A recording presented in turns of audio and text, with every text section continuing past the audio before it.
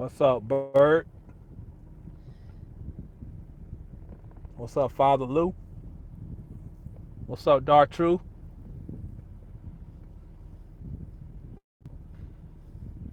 I'm sitting back here with the white mouth, so I'm trying to get my shit together.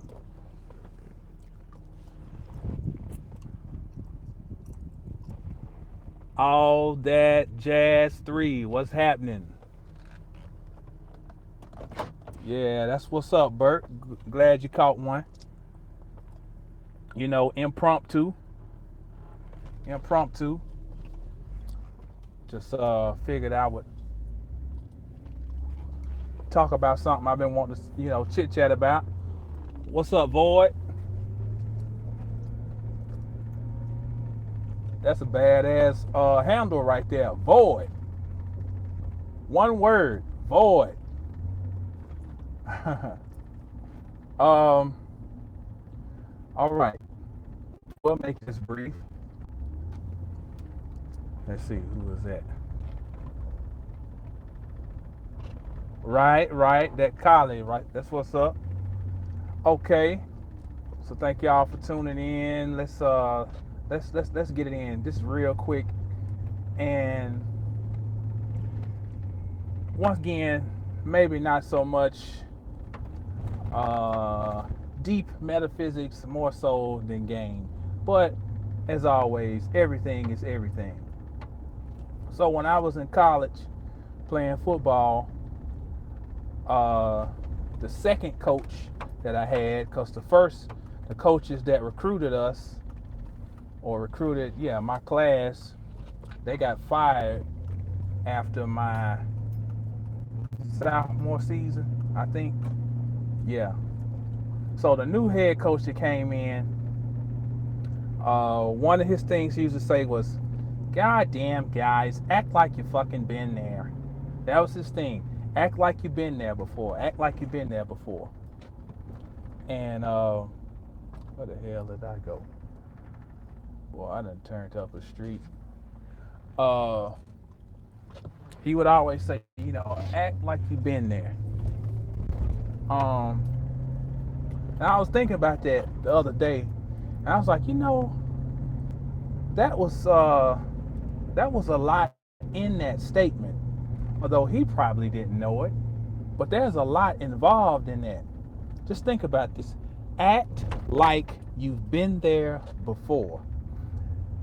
And I want you to take that and apply that across the board in your life, from the mundane to the magnificent. Okay, let's go to the magnificent.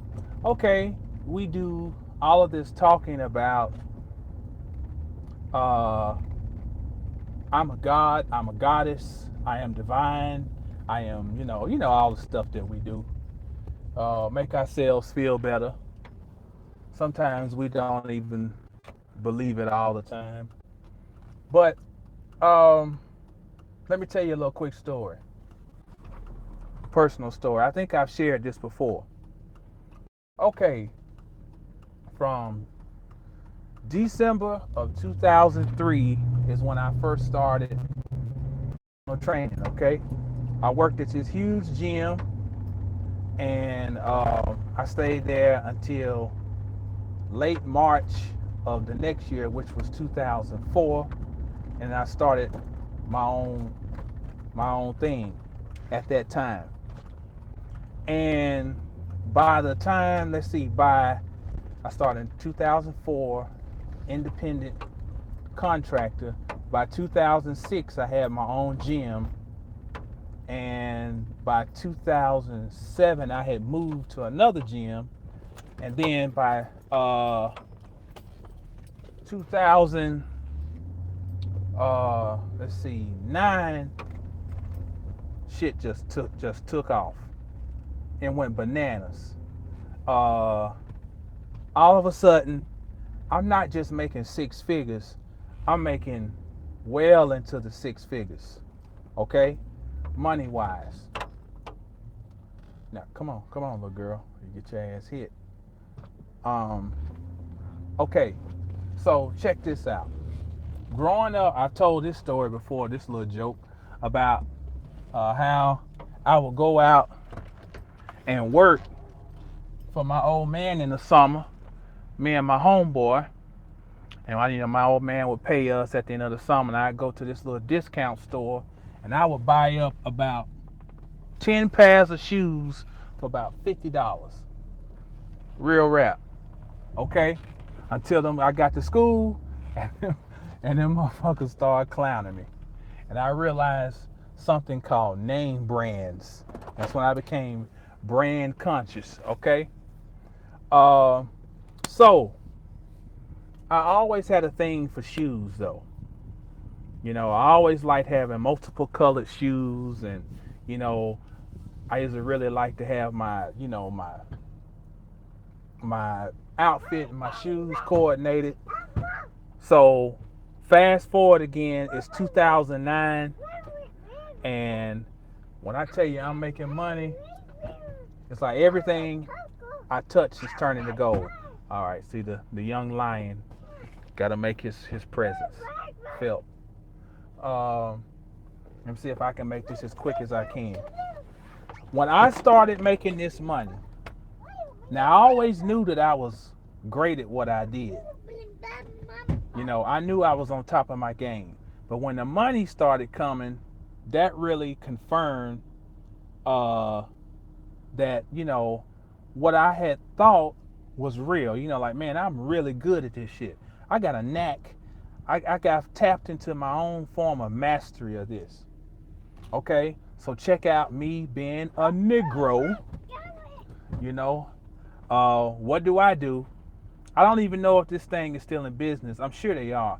But this mail order catalog called East Bay. East Bay, when I tell you, I went on there and tried to make up for all of the years that I was without the shoes that I wanted, acted a donkey. I would go and buy not one pair of Jordans, but 3 or 4 pair of Jordans at one time. What's up, Sister Erica? Uh, um, these some $13 shades from the mall. But I tried to go on there and make up for all of those times where I wanted the fly shoes and I couldn't get them. Okay? Acted a damn donkey. I remember one time going to Houston just to go down to the Galleria Mall in Houston to get some of them sweatsuits that they had. $200 sweatsuit. Go and get me 2 or 3 of them one time. When I tell you foolishness, what's the point, Jamal? The point is, I thought I was great, but I really hadn't internalized it because I wasn't acting like I had been there. I acted like a rookie. A rookie's gonna do rookie things. You get a little bit of money in your pocket. Oh, now I'm gonna go and make up for lost time. I'm gonna consume like I always wanted to. Be a fucking pig. Just consume, consume, consume. Again, the title of this is Act Like You've Been There Before. That applies on the mundane, which is what I'm talking about. This is some mundane shit about, how I got some money and I acted a fool. And it was a maturing time for me. It was a learning lesson for me. Especially when you when you don't have the money like you had when you was just blowing through money. When you don't have it like that, you go back and revisit all them times that you were so fucking stupid with your money. And if you had like 10 feet, it wouldn't be enough to kick you in your ass with them. So there's a lesson in there, even a metaphysical lesson. Act like you've been there before. So if you tout yourself as being divine or having some divine link or some divine ties to source, then the ultimate expression of that is to act like you've been there before. For you to be it now, that means you had to have already been that before. It's just like in Revelations, I think it's might be chapter 13 or so. It talks about the lamb that was slain before the foundation of the earth. Well, ain't Christ supposed to be the lamb, all right? And we're always talking about Christ's energy, da da da da. Well, obviously, for you to have access to this thing, that means it already existed somewhere else for it to be slain at the foundation of the earth. That means it died somewhere else and then came here and it's residing in you. So then that means, can I go on, player? So then it means the ultimate expression of your divinity is to be humble. How? What does that have to do with me learning my godhood? Because if I done been there before, why do I have to trip? See, I was bugging because I acted like a rookie. I acted like a nigga that ain't never had shit, like Juvenile say. Acting a donkey because I had never been there. And I made it clear that I had not been there. You see what I'm saying? Act like you've been there before is the same as like one of my brother's sayings was, fake it till you make it. Fake it till you make it. Let's add on that and keep on faking it after you make it. So that means when you do make it, don't go bananas and say, oh, I never really thought I was going to ever be here. Oh, I don't know what to do. I ain't prepared. I'm getting on Amazon. I'm going to East Bay. Oh my God. That's because you weren't prepared. Yeah, we talk about this stuff. We talk a good game. We are masters at bumping our gums. But the question is, do we really believe in what we say? At the end of the day, when you are alone with the alone, do you believe that you are what you say you are? Do you?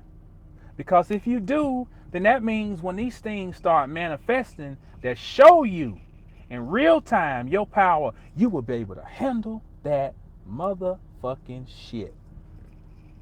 I'm glad that I was a fool with my money and the things happened the way they did, because now understanding time, understanding cycles. See, if you can find yourself in your cycle and find out where you are in a particular cycle, you'll know when your shit is coming back around. Does this apply when you're down or dark night of the... Hell yeah. Hell yeah, it very much does. Here's the thing, Bert. The thing is this: whether you up or you down. See, that's why I wrap up the videos with this. Stay down until you get up, and when you get up, stay down. That what am I really saying? I'm saying even keel. Finding out how to be the same regardless of how things are moving around you. That's epic. That is the middle pillar of Kabbalah. That is finding your midpoint, finding your center line regardless of what's going on around you. Like, man, if I get some couple of dollars in my pocket, can I be trusted to not be a fucking asshole? If I'm struggling and I'm down in the dumps, can I be trusted to not be a hater? See, do I become a hater when everything ain't going well for me? Stay down until you get up. When you get up, stay down. Find the middle. Find the middle and be there. And that comes back to, I'm sorry to say it, I know it's not sexy enough for some people, and I know it's not exotic enough for all the motherfucking Kundalini bandits, you know, and astral traveling masters and all this, but I'm talking about basic humility. What did I learn? Greatest greatest lesson that was taught to me was what had been told to me from the first time my grandmother taught me Psalms 23. That's the first verse I ever learned. Although I walk into the valley of the shadow of death, I fear no evil, for thine art with me. Well, here's the thing. Once you go into the valley or the dark night of the soul, however you want to categorize this, you learn something about yourself. You learn about the other side of how you can exist in this paradigm. And it gives you, because it gives you the ability to see the other side, it allows you to have some balance. So how it brings me to this point in my life where, I feel more of a need to find my middle and stay humble than anything else. Because, and it's not so much about me trying to be a great guy. Don't get it twisted. It's because I have learned a formula. I've learned that if I don't want my cup to be too full, I don't want my shit to be empty neither. I want my shit I want to stay with a pleasingly full amount of liquid available for me to drink. That's called humility. I stay humble. I stay closer to the middle. I can ride out shit. Jay-Z said you got flash now, but time will reveal money. But if you stay towards your middle, then shit's gonna ebb, shit gonna flow, shit gonna go up, shit gonna go down, but you never sink. You always manage to stay above water. Another lady named Miss Hazel Turner that was a educator in the town where I'm from. She had a saying. She was from Alabama, and one of the sayings was, be what you is. She said her grandmama used to say that. Be what you is. Be what you is. Don't be what you ain't. Don't be what you're not. Be what you is. And regardless of how things are moving, you got to be true to that. But that means you got to take the time to find out who or what is really is. Who and what you really are. Who you be. Okay? And then by finding that, then that means once I know who I am, that's where I stand. That's where I dig my heels in. I'm not going to try to be what somebody thinks I'm supposed to be. And I'm not going to try to aspire to be something that I'm not. You know what I'm saying? Now, does that mean that I should not grow? No, I need to continuously grow. I need to self-police. I need to check myself. Okay?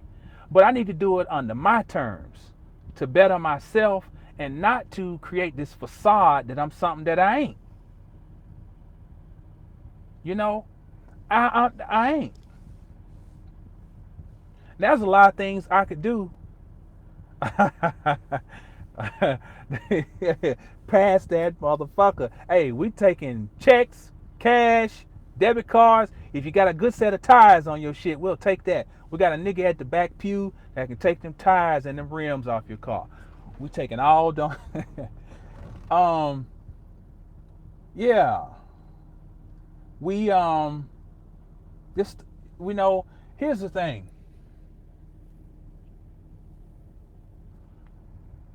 For a while, check this out.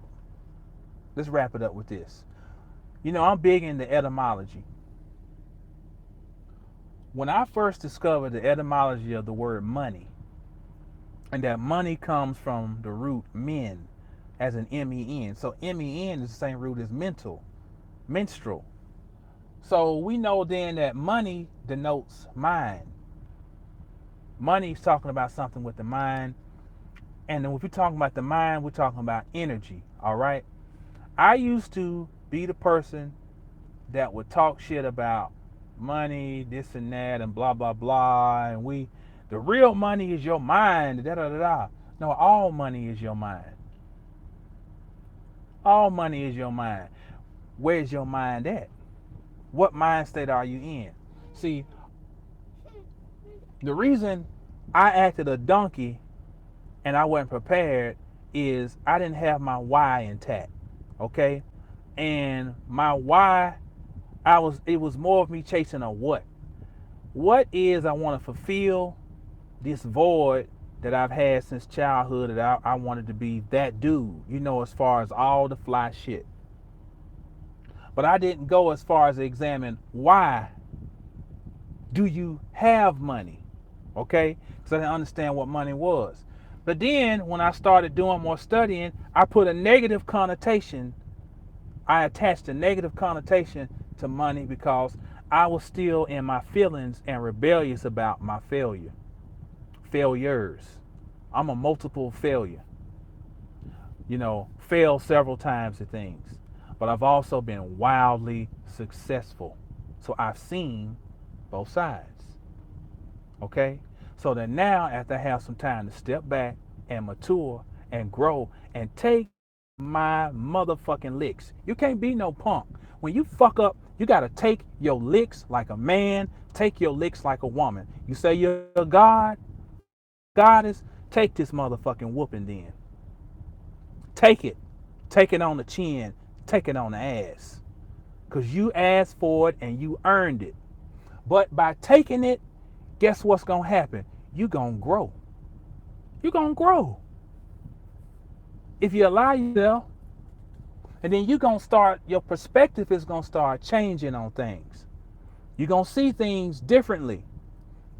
So now, as I've had time to analyze things and look at my flaws and look at myself, and I know I still ain't there, I got a different outlook. No, it ain't the money that I'm chasing. No, that was my problem. I wasn't thinking why.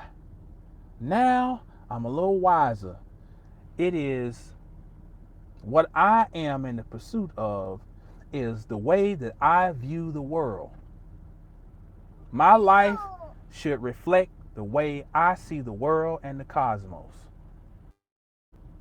And money is nothing but energy as a conduit to move me to what I have projected as my reality for my life, people around me, family, loved ones, so forth. And then I use that energy to move me there. Exactly. Living life on your own terms. We got to start making this shit practical. Because if you sit down all day, every day, talking about how much you hate life and hate the world, let's just imagine if you have some offspring, some children, some seeds, if your mind has gotten stuck in that paradigm and you're not successful, if we're talking about on a collective scale of transitioning all reality to its next phase, let's say that does not happen in your lifetime. What have you left your seeds? Because if you have not left them a way to find some comfort within hell, then they ain't gonna have the space to dedicate the time to get out of hell. See, if you're always on the grind within hell, within the paradigm of it, then you never have the time and the energy to figure out how you're gonna break out of prison. People who break out of prison, them motherfuckers be sitting and be planning quietly. But that means they have to have gotten to a certain level of understanding, even while they in prison, that they're gonna break away from the normal prison culture, uh, playing cards, trying to make some penitentiary wine, trying to cop them a cell phone, trying to who gonna run game and get your commissary, all that shit. They stepping aside because they know every waking moment they have should be planning on getting out of prison. Show me a motherfucker who break out of prison, I'll show you a genius. The dumb motherfuckers ain't the ones who breaking out. It's the geniuses, the smart ones, because they've got enough awareness to steal away and to create a world within a world, figure out how to get out that motherfucker. What's up, Krishna? We got Scrooston, Texas on the chat now. Uh, so again, coming back to circling back to the point. The point is this: self mastery. Okay, mastery still comes through humility. Okay, and when I say act like you've been there before, I'm telling you, yes, you are God, and I'm telling you, yes, you are a goddess, and I'm telling you, you are divine. Now act like it. That means you should never be envious. You shouldn't be jealous. You know, uh, you shouldn't lack confidence. You shouldn't uh, talk down on yourself. You shouldn't let no asshole talk down to you. You gotta stop doubting yourself. You've got to believe your own magic. There's an episode of Twilight Zone 1963, I think, and it's called The Big Tall Wish. If you can find this episode, it is one of the greatest moments in television history. Mark my words. The Big Tall Wish, uh, Twilight Zone, I'm thinking roughly 1963. The little boy's name in the story is Henry. Not the rabbit's name was Henry. He had a little rabbit. We can break down all the heavy symbolism in this thing. Well, here's the key. This little boy made the big tall wish. His uncle was Bowley, and Bowley was an old washed up fighter. Okay, and Bowley was getting his ass whooped, and the little boy goes to the TV screen and he makes the big tall wish. Oh, I wish Bowley would da da da. Next thing you know, shit turns around and Bowley done knocked out the opponent. Okay, Bowley comes back after the fight and he's like, he don't know how he did it. He don't, and the boy tells him, I made the big tall wish, Bowley. I saw you in trouble and I did it. I went to the TV and that boy told Bowley tells the boy, I'll get out of here with that foolish mess. You don't that believe in that all that old crap. That stuff doesn't exist. And the boy kept telling him, Bowley, please, you gotta believe, because if you don't believe, it won't work. 1963. Now here's another thing I'm gonna tell you. Now if they were kicking that science in 1963, what were they giving black people to focus on? Something called civil rights. And they were already going quantum. Chaos magic. Okay? So that's just something for you just to punt, just to let that marinate for a little while in your head. But the point is, the prevailing point is, you gotta believe, Bowley. Because if you don't believe, the magic won't work. I'm telling you, act like you've been there before. Have confidence in yourself, but don't be no motherfucking fool. Okay? And stop trying and don't stunt. Don't try to be no stunner. Be what you is. Okay? Stay in your lane. Be what you is, but be confident in what the fuck you is. Act like you've been there before. We're gonna wrap it up. Christian say reminds me of the monkey's paw, the genie, the jinn, the wishmaster. It, yes, indeed. Solomon's 72 demons. Solomon binds his 72 demons in his signet ring. These are not no demons from out there. This is Solomon took control of his own temple. He bound them and made them his slaves instead of him being a slave to them. All right. So I promised it was gonna be short, and guess what? Nigga lied. But we're gonna stop it right there. 30 minutes, hey, better than going an hour. As always, I want to remind y'all to stay down until you get up. And when you get up, stay down. It's Brother Jamal. mastersofthecosmos.com. Peace.